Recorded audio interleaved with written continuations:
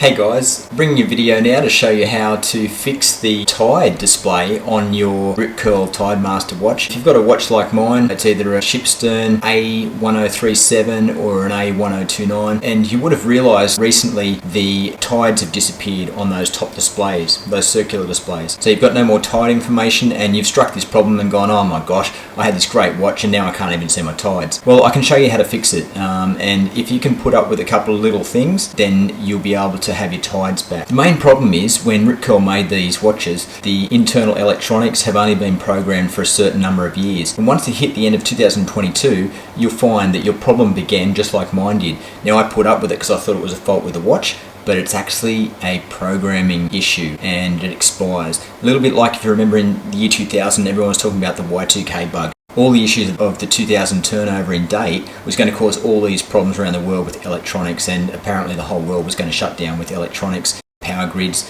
were going to shut down. They were concerned because of the date change. Well, that's exactly the problem with these watches. They've been programmed from 2008 to 2022, and once it got past that period it reached the end of the tide program, and so that's why you have the tides disappear, because the program has ended. But we can fix it. I'll show you how, and it's as simple as this. We're going to rewind the date, and if you can put up with the date being different, then you can usually find a time to match your local tides. So we're going in, we've got it on the date down the bottom, so you've got your date on, and we're going to press the bottom left button, hold, and we're going to change the date. At the moment it's 2024, we're showing no tides.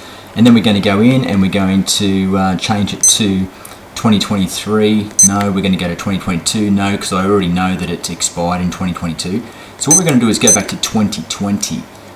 Keep everything else the same. Keep your tide program the same. Keep your dates the same. I'm just changing the year only. And if I just press and hold that year again, we've locked it in, and look at that. The tides have come up. We've got tides back.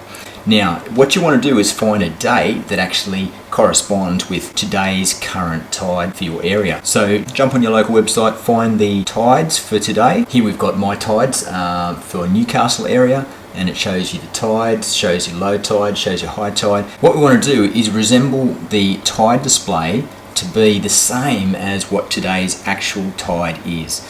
So we're going to have to change the date. I'm only going to change the year. And then what I found was I was able to find the correct year, which was, I rewound it right back to 2008, and that was the best year that corresponded with my 2024 tide. And then I only had to tweak it one day. One day gave me pretty close to what the tides are, so at least my display works. The display shows pretty much accurately what the tides are for today. And then I've got everything functioning again. And I even found, jump on and have a look at your local moon phase. Here's the local moon phase for Newcastle again. And the moon phase even worked out to be exactly the same as well. As you can see, we've got full moon, and today's cycle for our tides is full moon. So I'm just going to go in and change the date again. So have a look at this. We're going to edit the date. I'll flick it down to 2008 because, like I said, I've gone through all the dates and found that mine was best on 2008. That's the first year of program, by the way. You can't go back any further or it will go right back to 2099, as you can see there. Now if you set the date at that, the tides will disappear again. So just go back up to 2008.